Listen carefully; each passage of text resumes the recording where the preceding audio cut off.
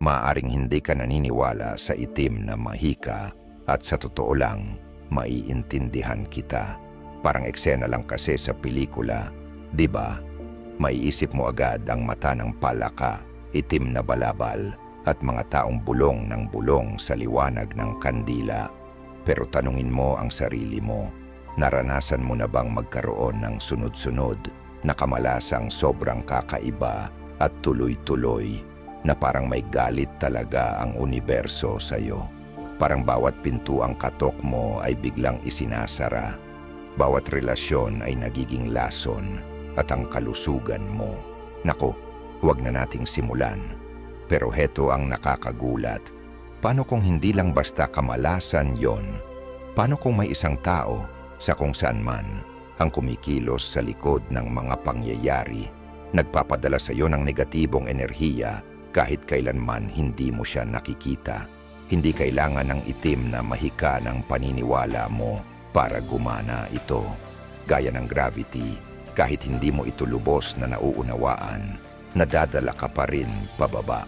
Kaya ngayong araw, ipapakita ko sa iyo ang 5 nakakakilabot na senyales na maaaring may gumagamit ng itim na mahika laban sa iyo. Mas mahalaga pa, ipapaliwanag ko kung paano ka tuluyang makakawala. Huwag mong i-skip ito, baka kapayapaan mo, enerhiya mo, o baka mismong buhay mo ang nakataya. Kung gusto mong manatiling ligtas at may kapangyarihan, i-click mo na ang subscribe button at sabay tayong tahakin ang landas sa dilim. Sinaunang karunungan, makabagong agham. Unti-unting humahabol ang agham sa mga alam na ng mga ninuno noon pa man. Sa buong kasaysayan ng sangkatauhan, bawat dakilang sibilisasyon mula sa mga templo ng sinaunang Ehipto hanggang sa mga kagubatan ng pre-colonial na Afrika, mula sa kabundukan ng Andes hanggang sa mga korte ng medieval na Europa, ay nagsalita ukol sa mga hindi nakikitang puwersang may kakayahang baguhin ang buhay ng tao. Tinawag nila itong evil eye, sumpa, kulam, o espiritual na atake. Iba-iba man ang tawag, iisa ang paniniwala. May enerhiya na dumadaloy sa mga tao at ang enerhiyang ito ay maaring gamitin para magpagaling o manakit. Ngayon, sa panahon ng teknolohiya at impormasyon, naging mapagduda tayo sa mga bagay na hindi masukat. Gusto natin ng ebidensya, ng datos. Pero dito nagiging interesante ang lahat. Ang makabagong agham, lalo na ang quantum physics, ay nagsisimula ng patunayan ang mga alam na ng mga sinaunang tao. Pinag-uusapan ng mga researcher ang non-local consciousness, observer effect, at ang kakayahan ng intensyon na makaapekto sa pisikal na realidad. Sa totoo lang, ito ang siyentipikong paliwanag sa isang napakatandang konsepto na ang kaisipan at enerhiya ay may tunay na epekto, ang panganib ng pagwawalang bahala. Ang pinakamapanganib na posisyon na pwedeng tahakin ng isang tao ay ang isiping wala namang saysay ang lahat ng ito. Dahil kapag minamaliit mo ang isang bagay, hindi mo na ito pinagtatanggol. Kaya madalas, ang mga mapanukso at mapagduda ang siyang pinaka-vulnerable. Habang tinatawanan nila ang ideya ng espiritual na atake, binubuksan naman nila ang kanilang isipan at damdamin sa mga negatibong enerhiya. Hindi nila nililinis ang kanilang kaisipan. Hindi nila nararamdaman ang enerhiya sa paligid nila at hindi nila napapansin kapag may masamang presensya nang pumapasok sa kanilang espasyo. Parang ayaw mong maniwala sa apoy, tapos magugulat ka kung bakit ka nasunog.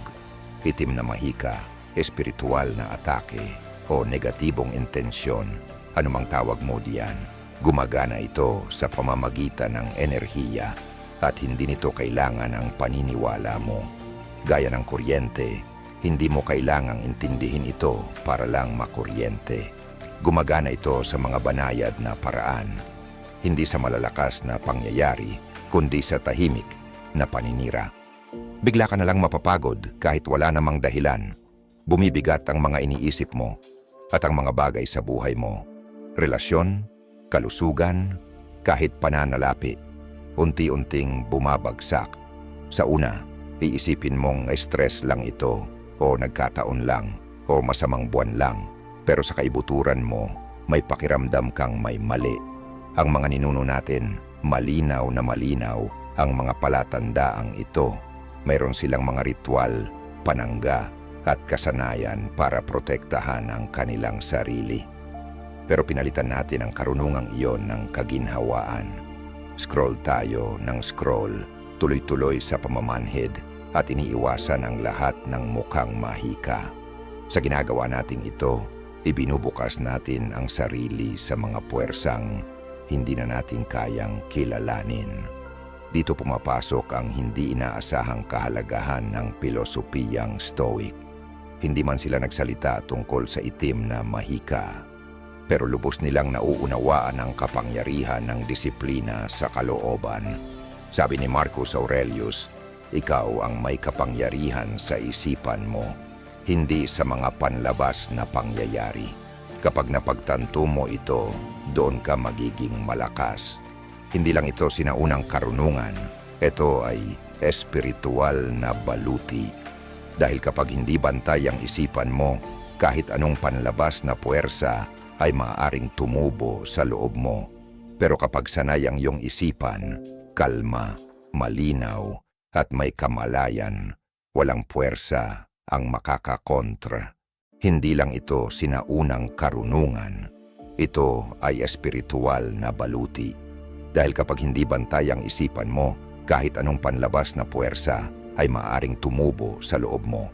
Pero kapag sanay ang iyong isipan, kalma, malinaw, at may kamalayan, walang puwersa ang makakakontrol sa iyo.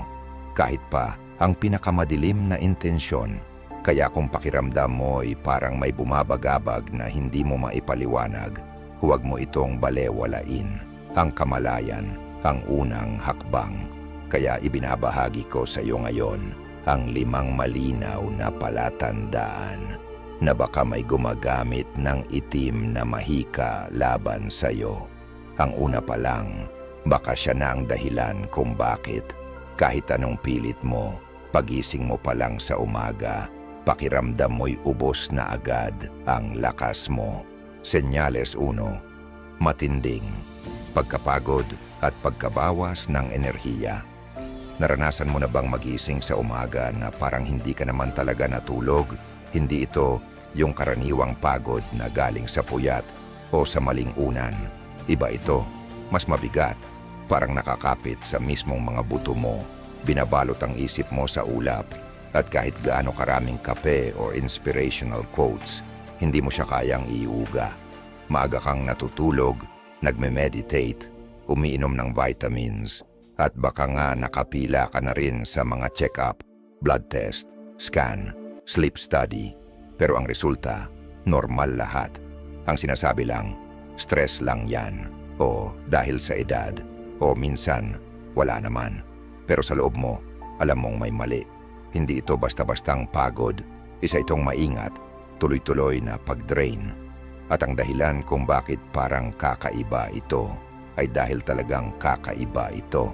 Sa maraming kultura, ang ganitong klaseng pagkapagod ang unang palatandaan ng isang enerhiyang atake na matagal nang tinatawag ng iba bilang itim na mahika. Pag-usapan natin si Ryan. Hindi siya yung tipo ng taong iisiping tatamaan ng kahit anong espiritual. Isang ama ng 3 mula sa Midwest at may-ari ng maliit na negosyo. Kakakuha lang niya ng isang malaking kontrata na magdodoble ng kita ng kumpanya nila. Isang tagumpay na halos 1 dekada niyang pinagtrabahuhan. Pero makalipas ang 2 linggo mula sa pirmahan, bigla na lang nawala ang sigla niya. Hindi dahan-dahan, kundi biglaan. Tuwing gigising siya, pakiramdam niya ay para siyang hindi natulog. Mabigat ang katawan, parang may bakal ang mga braso at binti. Sinimulan niyang i-cancel ang mga meeting at hindi na siya makapag-focus. Una, sinisi niya ang sobrang trabaho. Pagkatapos ay tinawag itong burnout. Pero habang tumatagal, lalong lumalala ang pagod at pati kalusugan niya ay humina. Lumitaw ang mga kakaibang sintomas.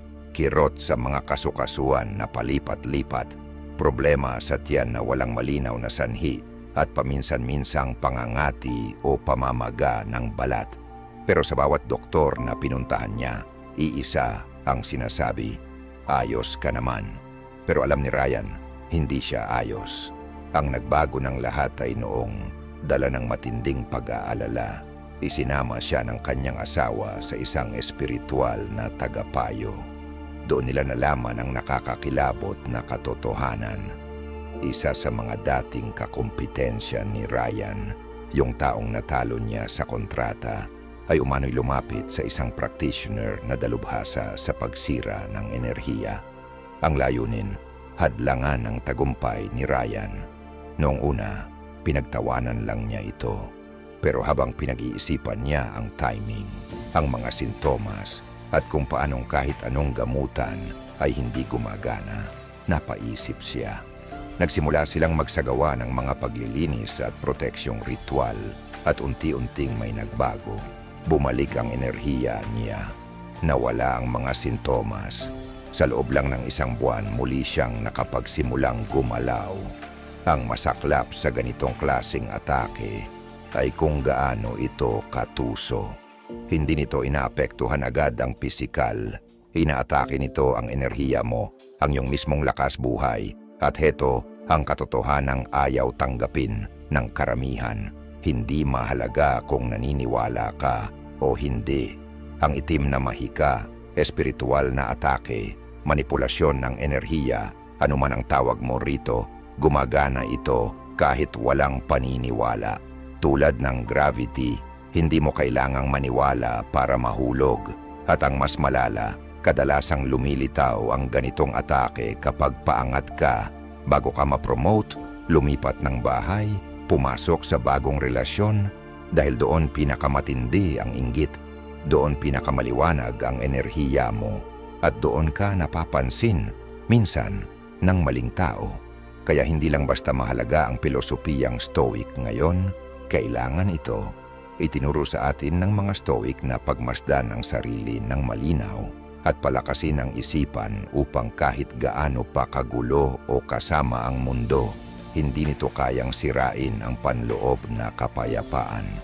Sinabi ni Marcus Aurelius, kung nasasaktan ka ng isang bagay sa labas, hindi iyon ang tunay na dahilan ng sakit, kundi ang paghusga mo rito. Pero paano kung mismong paghusga mo ay nabalot na ng dilim? Paano kung ang pag-iisip mo ay ginugulo na ng isang puwersang panlabas na gustong guluhin ang mundo mo sa loob? Ito ang kapangyarihan ng kamalayan. Dahil kapag nakita mo na ang atake, pwede mo na itong labanan. Pwede mong palakasin ang isipan mo. Pwede mong linisin ang enerhiya mo. At pwede mong sirain ang siklo. Kung nararanasan mo ang tuloy-tuloy na pagkapagod, kakaibang mga sintomas sa katawan at pakiramdam mong kahit anong pilit mo, parang unti-unting nawawala sa iyo ang kontrol sa buhay mo. Maaaring higit pa ito sa simpleng burnout. Maaaring ito ang unang senyales ng isang espiritual na atake. Ang pagkilala rito ang unang hakbang para mabawi mo ang iyong kapangyarihan. Senyales 2. Bigla ang pagkawasak ng mga relasyon. Sa ikalawang senyales, tatalakayin natin kung paano kumikilos ang mga puwersang ito lampas sa katawan. At kung paanong mismong mga mahal mo sa buhay ay maaaring baliktarin laban sa iyo. Manatili hanggang sa dulo para sa mga praktikal na hakbang na makatutulong sa pagbawi ng iyong karanasan. Naranasan mo na bang magkaroon ng isang relasyon na dati matatag, mainit at maaasahan na bigla na lang gumuho ng walang babala? Hindi yung unti-unting paglayo. Hindi rin dahil sa malaking away o pagtataksil, kundi isang biglaan at nakalilitong pagbabago. Isang araw, ikaw at ang iyong kapareha, kaibigan o kapatid ay nagtatawanan, nagkukwentuhan ng inside jokes at gumagawa ng mga plano para sa hinaharap.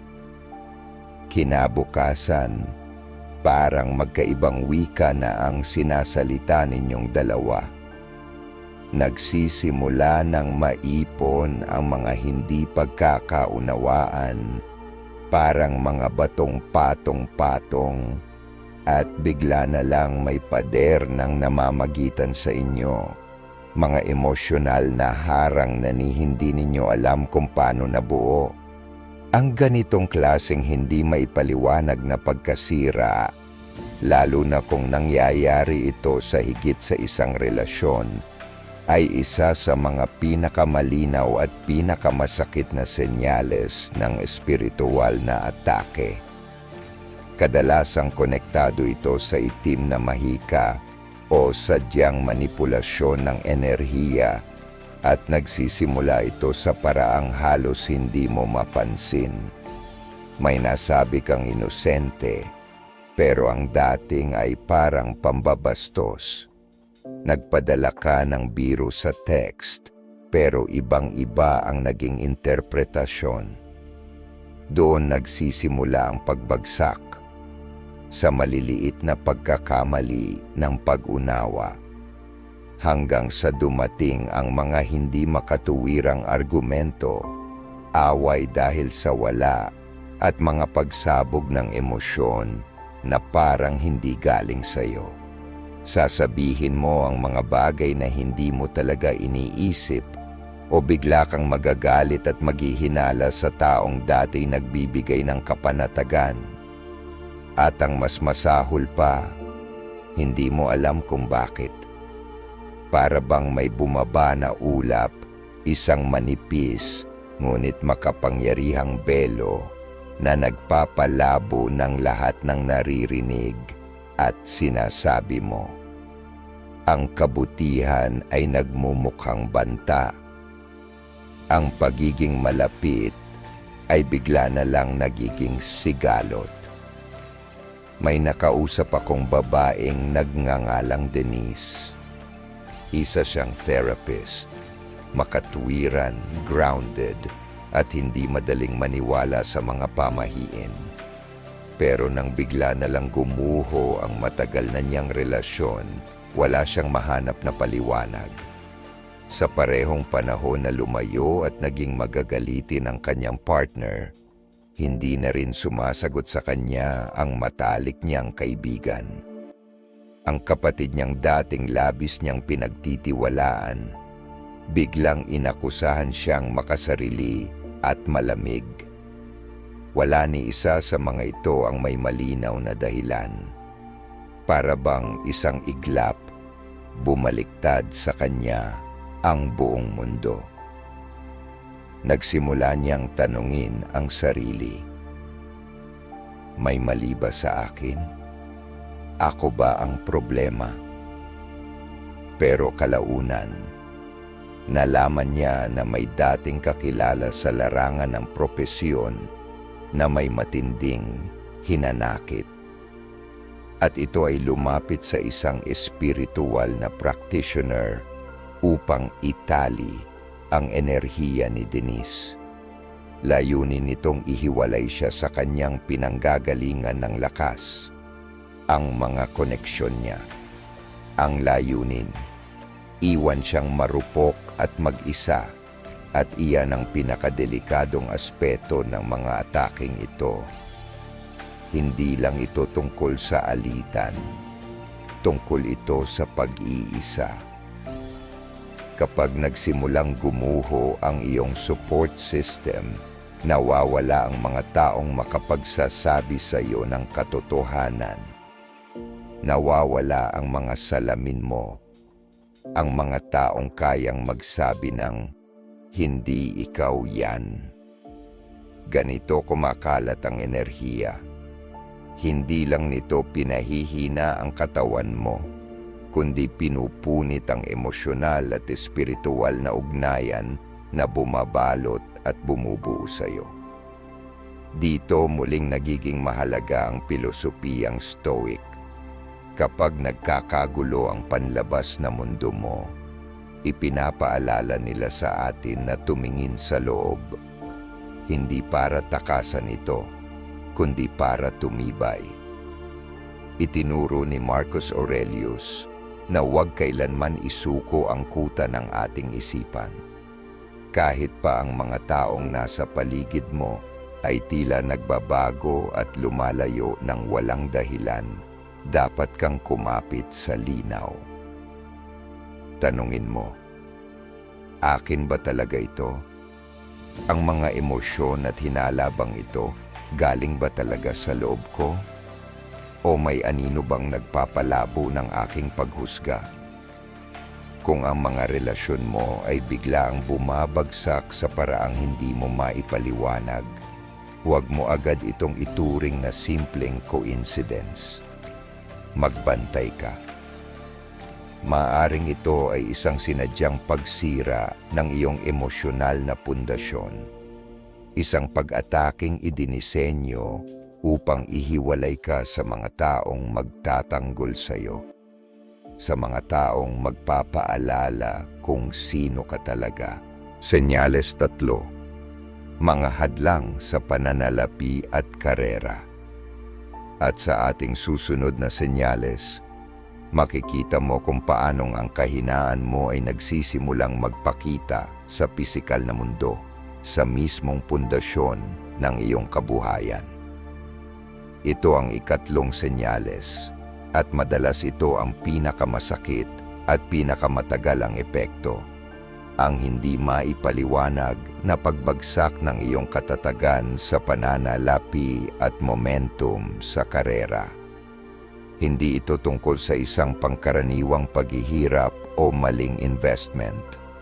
Ito ay isang paulit-ulit na pattern na hindi kayang ipaliwanag ng lohika, kung saan bawat hakbang mong pasulong ay parang hinihila pabalik ng isang hindi nakikitang kamay.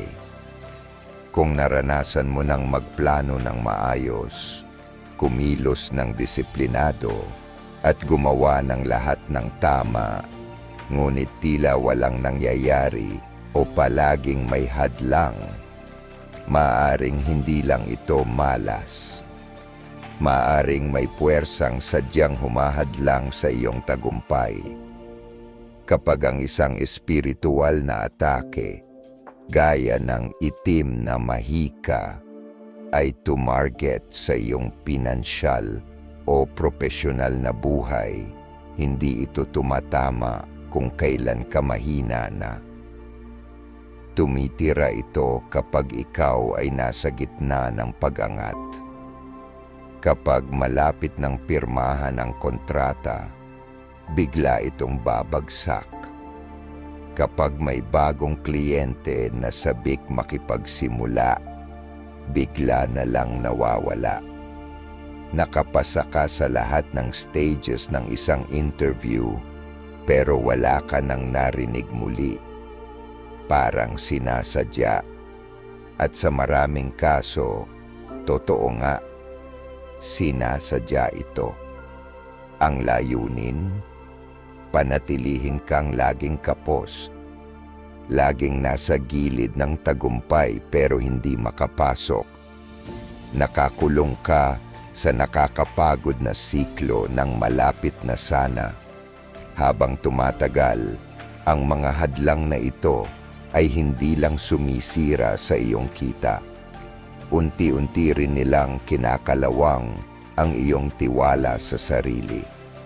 Kapag paulit-ulit kang nabibigo sa kabila ng sipag, disiplina at katalinuhan, nagsisimula kang magduda. Ako ba ang problema? Nawala na ba ang galing ko? Karapat-dapat ba talaga ako sa tagumpay na hinahabol ko? Dito nagsisimulang tumubo ang mas malalim na pinsala. Ang layunin ng atake ay hindi lang ang pigilan kang umasenso, kundi ang sirain ang pagkakakilala mo sa sarili.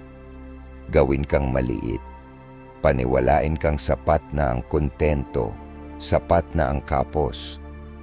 Ang dahilan kung bakit ito ay isang malakas na senyales ng energy-based interference ay dahil hindi ito naaapektuhan ng talino, sipag o karanasan.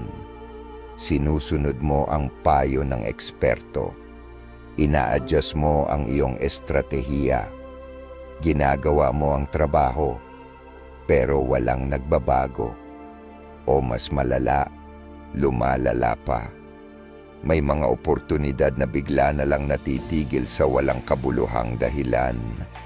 May mga bayarin at aberyang tila palaging dumarating tuwing nagsisimula ka ng makaahon. Para kang nakabilanggo sa isang pattern na hindi mo maipaliwanag at hindi mo matakasan.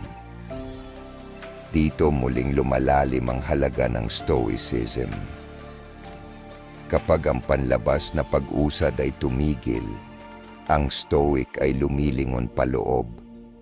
Hindi lang niya tinitingnan ang mga nangyari, kundi pati ang kahulugan na ibinibigay niya rito. Itinuro ni Marcus Aurelius, hawak mo ang kapangyarihan sa iyong isipan, hindi sa mga panlabas na pangyayari. Kapag naunawaan mo ito, doon mo matatagpuan ang tunay na lakas. Hindi ito basta quote, ito ay taktika. Kapag pakiramdam mo ay kinakalaban ka ng mundo, ang una mong depensa ay hindi ang mas lalo pang pagpuwersa sa labas, kundi ang pagpapalinaw ng iyong kalooban. Pagmamasid na walang takot, pagtanggi sa kawalan ng pag-asa kahit bumagsak ang mga plano mo. Kung napapansin mong parang may siklo ng misteryosong mga hadlang sa pananalapi, mga pattern ng pagpalya sa huling minuto, at dumarating na pakiramdam ng pagiging hindi sapat kahit anong pilit mong gawin, hindi mo lang ito ini-imagine. Maaaring ito na ang ikatlong senyales ng isang espiritual na atake. Isa itong puwersang may layuning limitahan hindi lang ang iyong yaman, kundi ang iyong kalayaan, mga opsyon, at ang mismong lakas ng loob mong muling sumubok. Ang mabuting balita? Kapag nakita mo ang pattern, doon nagsisimula ang pagputol sa tanikala. Senyales 4. Mga bangungot at nakakagambalang kaisipan. At sa ika-4 na senyales, susuriin natin kung paano umaabot ang mga puwersang ito hanggang sa pinakamalalim na bahagi ng iyong isipan, ang iyong mga panaginip, pananaw, at mismong pakiramdam kung ano ang totoo. Pumikit ka sandali, hindi upang matulog, kundi upang maalala. Balikan mo ang mga panaginip mo nitong mga nakaraang linggo. May pagbabago ba? Naranasan mo na bang magising sa kalagitnaan ng gabi na para bang may humawak sa iyo? Isang imahe, presensya, o pakiramdam na sobrang totoo para balewalain. Hindi ito ang karaniwang panaginip ng pagiging late o hindi handa. Ito ay mas madilim. Mga panaginip kung saan ikaw ay hinahabol, nakakulong sa di pamilyar na lugar, o may mga aninong gumagalaw sa gilid ng iyong paningin, at may mga mukhang walang anyo na nakamasid sa iyo ng tahimik. Ang mga panaginip na ito ay hindi lang basta alaala pagkagising. May bigat silang iniiwan. Parang may pasaning hindi mawala. Isang kakaibang bigat sa dibdib na sumasama hanggang sa paggising mo. Ngayon, lumipat tayo sa iyong gising na buhay. Napapansin mo ba na may mga iniisip kang tila hindi mo naman dating iniisip? Mga ideya o imaheng biglang sumusulpot. Nakakagambala hindi dahil matindi, kundi dahil hindi sila parang galing sa'yo. Bigla kang magagalit. Bigla kang mawalan ng pag-asa. May mga iniisip kang ikinagugulat mo. Bakit ko naisip yon? Hindi ako yan. Kung pamilyar ito, maaaring nararanasan mo na ang ikaapat at pinakapanloob na anyo ng espiritual na atake, ang pagsalakay sa iyong isipan. At kumpara sa pisikal na pagkapagod o pinansyal na pagkaparalisa, ang ganitong atake ay mas mahirap matukoy dahil nagtatago ito sa lugar na pinakainaasahan mong ligtas, ang iyong sariling kaisipan. Ang itim na mahika sa pinakamasalimuot nitong anyo ay hindi lang umaapekto sa mga bagay sa labas. Nagsisimula itong baguhin ang nangyayari sa loob. Gumagamit ang mga practitioner ng tinatawag na thought forms, enerhiyang sinadya upang pasukin ang iyong subconscious, at ang pinakabukas na lagusan ay ang iyong mga panaginip. Kapag ang iyong malay ay nagpapahinga, kapag tahimik ang iyong lohika at disiplina, doon nagiging bukas ang iyong loob sa panlabas na impluensya. Doon, sa pamamagitan ng simbolo, mga kakaibang nilalang, at mga baluktot na tanawin, nagsisimulang umugat ang mga enerhiya. Paulit-ulit kang nananaginip na ikaw ay pinagmamasdan o hinahabol. May mga panaginip kang may kilalang mukha pero may kakaibang anyo. May mga hayop na madilim, mga lugar na banyaga o mga kwartong nakakandado. Hindi ito basta random. Ito ay mga palatandaan, mga pirma ng isang puwersang sinusubukang makakuha ng puwang kung saan ka pinakamahina. At hindi ito natatapos sa paggising. Unti-unting nababaluktot ang iyong mga iniisip. Lumalabo ang iyong pag-unawa. Nawawala ang kumpiyansa. Isang stoic ang magsasabing, ito na ang sukdulang paglabag. Hindi dahil nawalan ka ng kontrol sa mundo sa labas, kundi dahil ang mundo sa loob mo ay sinakop na. Isinulat ni Marcus Aurelius, ang kaluluwa ay nagiging kulay ng mga iniisip nito. At kung ang mga iniisip na iyon ay hindi tunay na sa iyo, kung ito'y itinanim ng ibang puwersa, unti-unting dumidilim ang iyong kaluluwa nang hindi mo namamalayan. Ito ang dahilan kung bakit ang landas ng Stoic ay hindi lamang tungkol sa disiplina. Ito ay tungkol sa pagtatanggol. Ang pag-aari sa sariling isipan ang pinakamataas na anyo ng kapangyarihan. At kapag ang iyong mga iniisip ay tila hindi na iyo, kapag ang mga panaginip mo ay naging larangan ng digmaan, hindi oras para matakot, oras na para maging mulat, magmasid, magbantay ng walang takot. Bawiin ang iyong isipan sa pamamagitan ng pagbibigay ng atensyon sa bawat kaisipan, bawat impluensya. Hindi kayang kontrolin ng Stoic ang bagyo, pero hindi niya hinahayaang ang bagyo ang siyang kumontrol sa kanya. Kung ang iyong katahimikan sa isip ay parang binabaklas, kung ang iyong mga panaginip ay puno ng gulo, Maaaring ito na ang ikaapat na senyales ng isang espiritual na atake. Senyales 5. Mga babala ng pagkakaugnay at enerhiyang nakakagambala. At sa paglipat natin sa huling senyales, makikita mo kung paanong kapag nasakop na ang isipan, ang huling pag-atake ay tina-target na mismo ang realidad na iyong nararanasan. Ang ikalimang senyales ay isang bagay na madalas binabaliwala ng maraming tao hanggang sa hindi na ito kayang ipagsawalang bahala. Mga babalang magkakaugnay o synchronistic warnings. Mga banayad pero paulit-ulit na pattern na tila nagpapahiwatig na may mali sa ilalim ng ibabaw. Nagsisimula ito sa maliliit na bagay.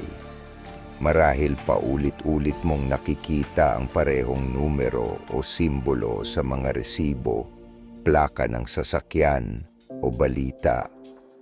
Sa una, iniisip mong aksidente lang. Pero may mas kakaibang nangyayari pa. Pagpasok mo sa bahay mo, kahit wala namang nagbago, parang may bumigat sa hangin. Ang mga kwartong dati pamilyar ay biglang tila dayuhan.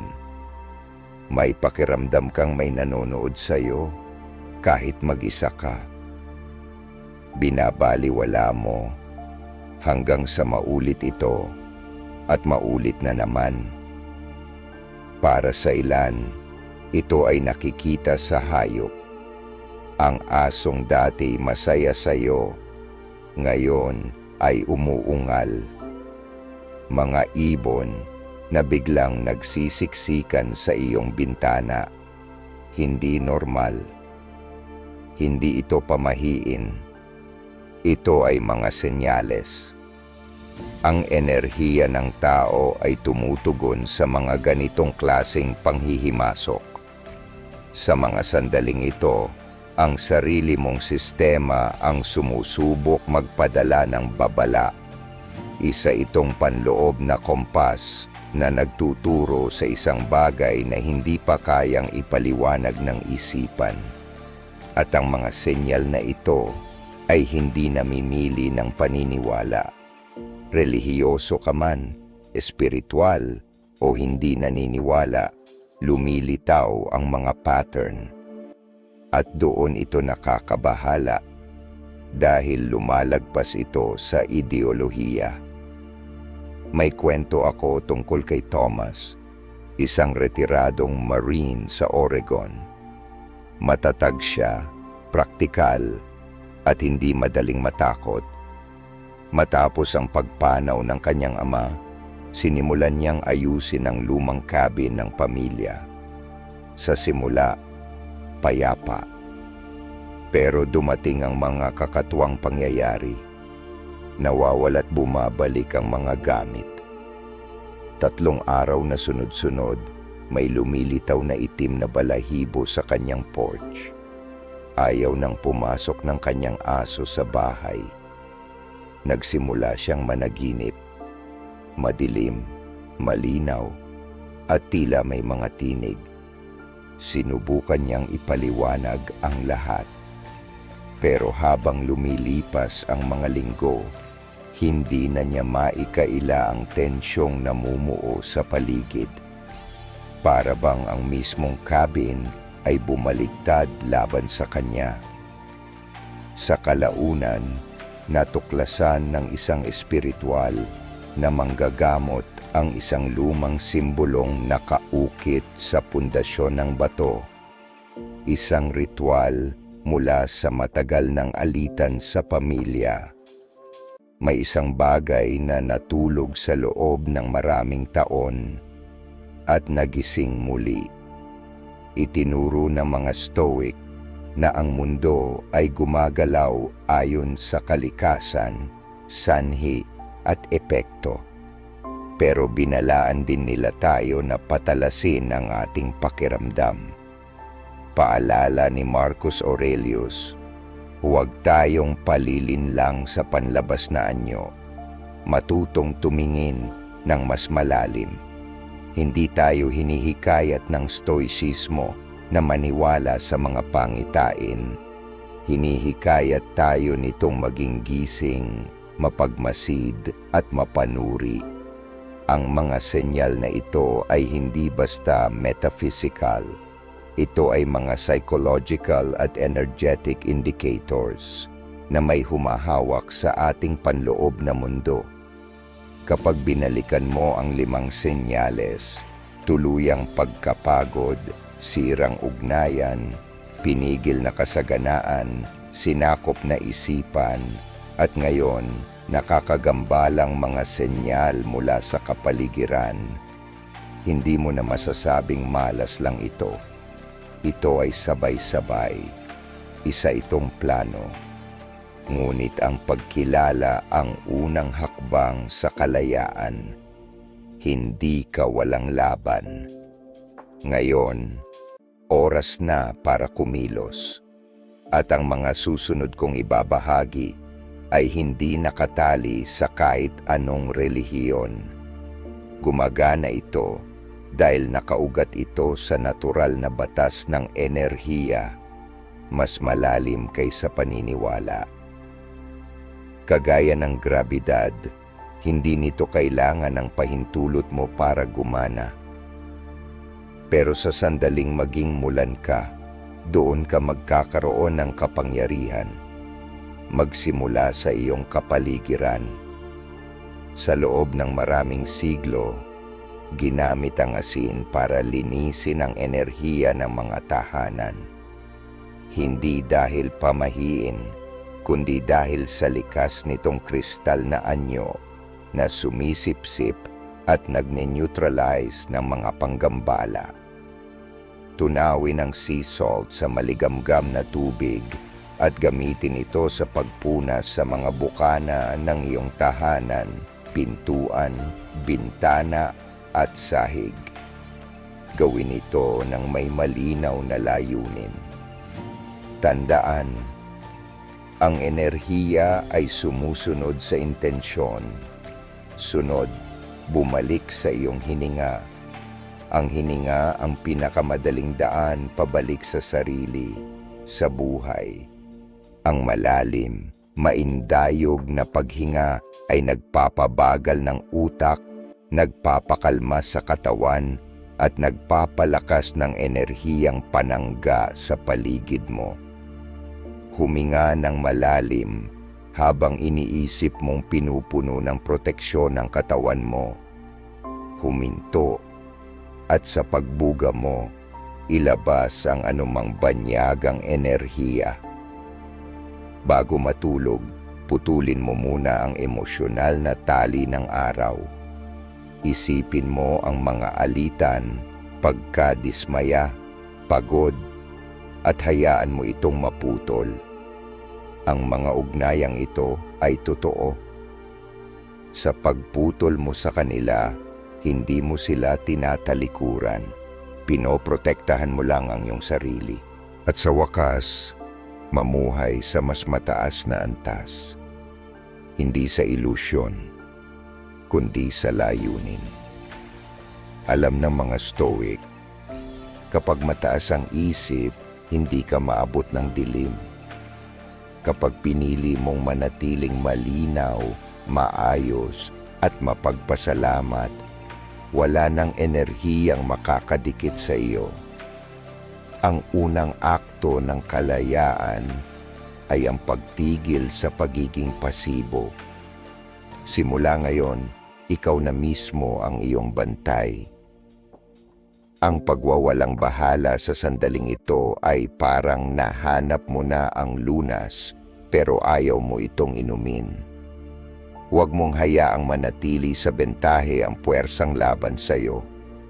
Ang hinaharap mong sarili na buo, malinaw at ligtas ay titingin pabalik sa araw na ito na may pasasalamat. Kaya huminga ka, i-click mo ang susunod na video at kung nahanap mo ang halaga rito, mag-subscribe ka na. Hindi lang para sa channel na ito, kundi para manatiling dumadaloy ang kaalamang nagbibigay buhay. Bumubuo tayo ng kuta, bato bawat video. At ikaw, kaibigan, kakalagay mo pa lang ng unang bato. Manatiling matatag, manatiling gising. At magkikita tayo sa kabilang panig.